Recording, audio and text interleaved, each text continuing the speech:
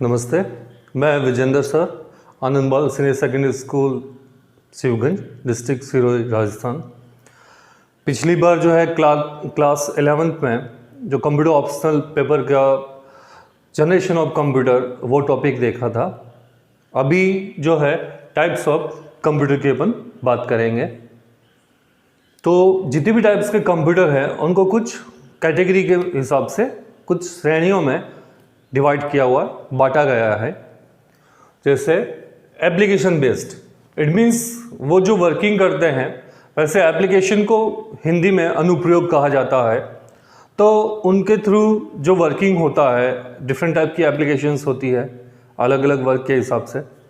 तो application based पे, या हम ये हिंदी में कहे अनुप्रयोग पर आधारित जो है कंप्यूटर जो है बांटे गए हैं। उसके अलावा ऑब्जेक्ट बेस्ड, उनका जो उद्देश्य है, क्योंकि कंप्यूटर डिवाइस हर एक फील्ड में यूज़ में आता है, प्रत्येक क्षेत्र में यूज़ में आ रहा है।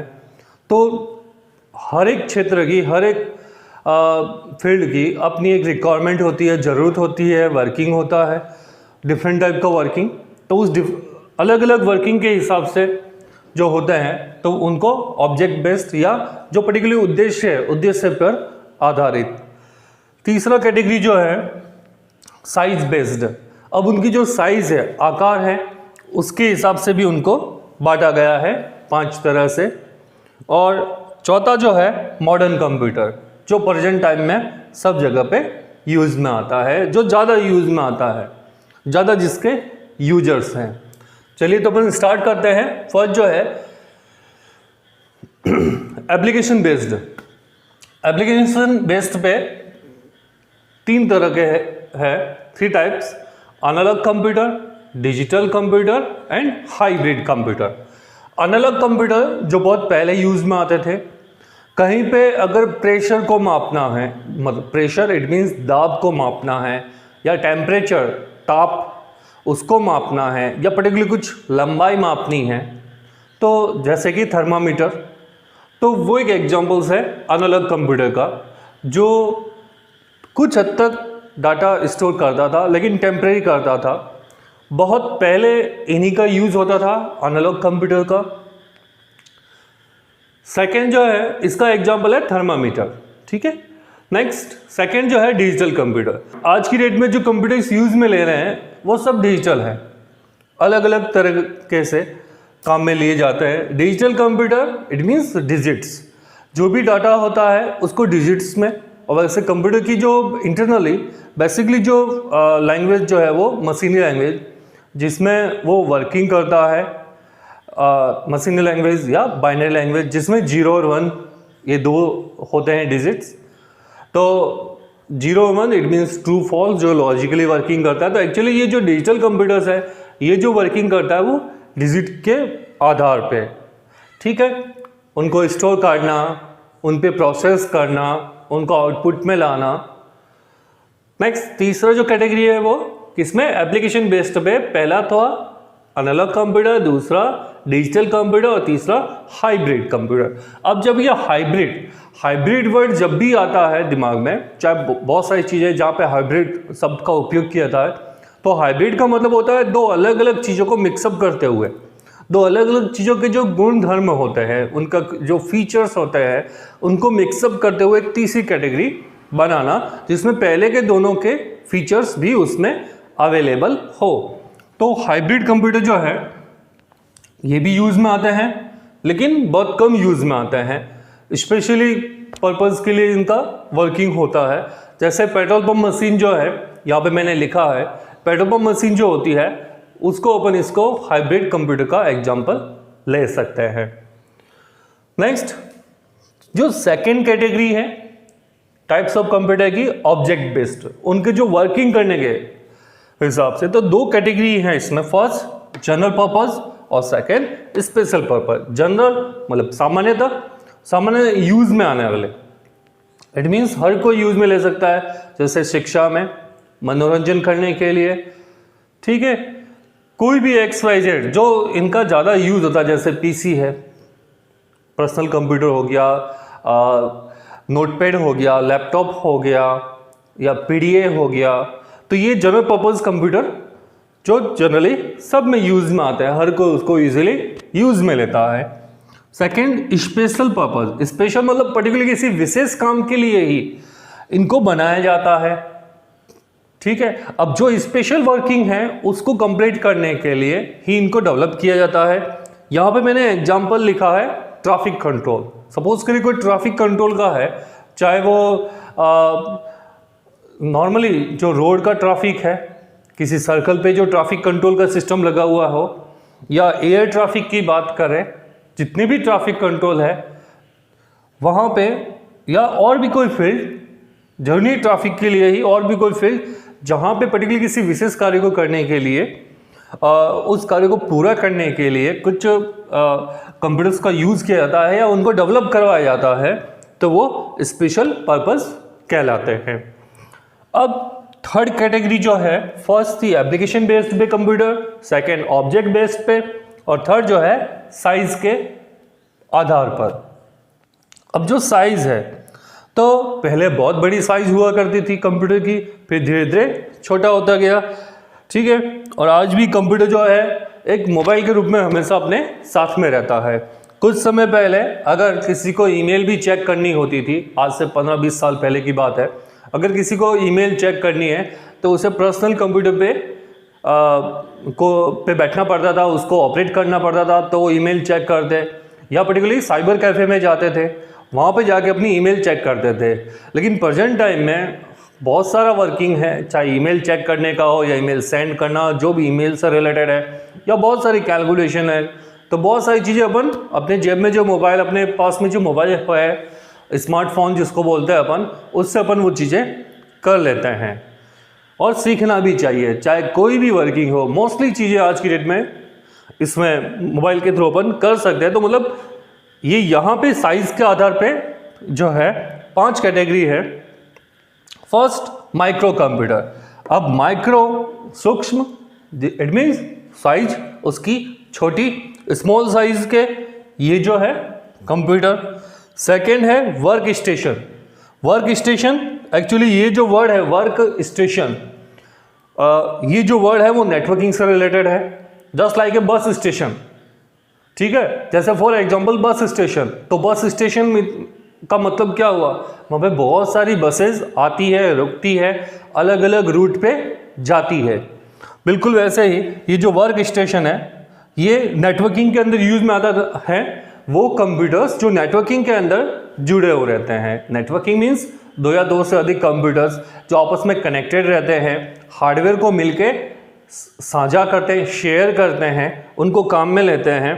तो नेटवर्किंग के आधारित जो है वो, या नेटवर्किंग पे वर्किंग करने वाला कंप्यूटर जो है वो वर्क स्टेशन कहलाता है। Next, mini computer. Mini computer जो है ये मल्टी यूजर होता है। देखिए, एक होता है सिंगल यूजर, एक होता है मल्टी यूजर। सिंगल यूजर मतलब एक व्यक्ति ही उसको यूज में ले सकता है, और मल्टी यूजर का मतलब होता है एक ही वक्त में बहुत सारे यूजर जो है उसको उपयोग में ले सकते हैं। हालांकि in future upon operating system पढ़ेंगे तो उसमें सिंगल यूजर और मल्टी यूजर को बहुत ही अच्छी तरीके से बताया गया है। तो तीसरा जो कैटेगरी था साइज के आधार पे, मिनी कंप्यूटर जो मल्टी यूजर्स होते हैं। अब फोर्थ जो है मेन फ्रेम कंप्यूटर।